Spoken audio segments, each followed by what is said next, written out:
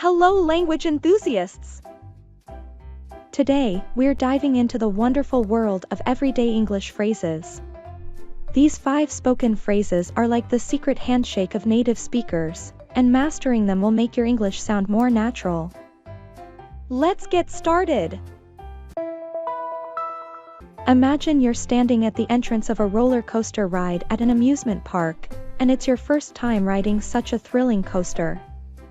You're feeling a mix of excitement and nervousness. What might you say to yourself right before getting on the roller coaster? Here goes. When you're about to attempt something new, difficult, or a little frightening, you often say to yourself, "Here goes." It's like giving yourself a small motivational boost or a little encouraging talk. If you're about to ride a bike without training wheels for the first time, you can say, "Here goes."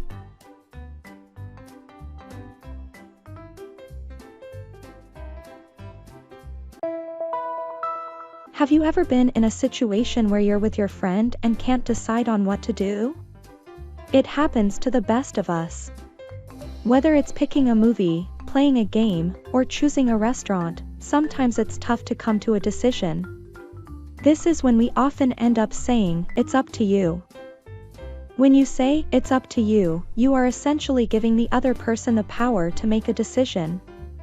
It's a respectful way of saying, "You have the freedom to decide, and I will back you up no matter what choice you make." So, what should we do tonight? Movie night or board games? I'm fine with either. It's up to you. Alright, let's go with board games then!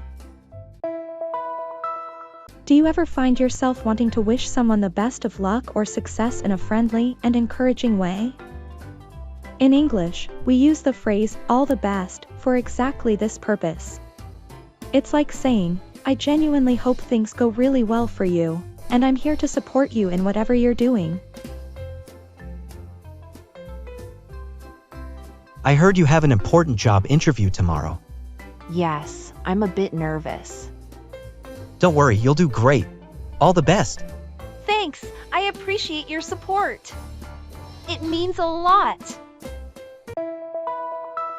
Imagine you're sitting with a group of friends, sharing your favorite foods. Each person is talking about their absolute favorite dish, from pizza to sushi to ice cream. Suddenly, one friend says, "I absolutely love lasagna. It's my all-time favorite." Now, think about how you'd respond to this friend's statement. Saying, "Same here," is a great way to show agreement and connection with a friend. It's a simple but powerful phrase that can instantly display camaraderie in conversations.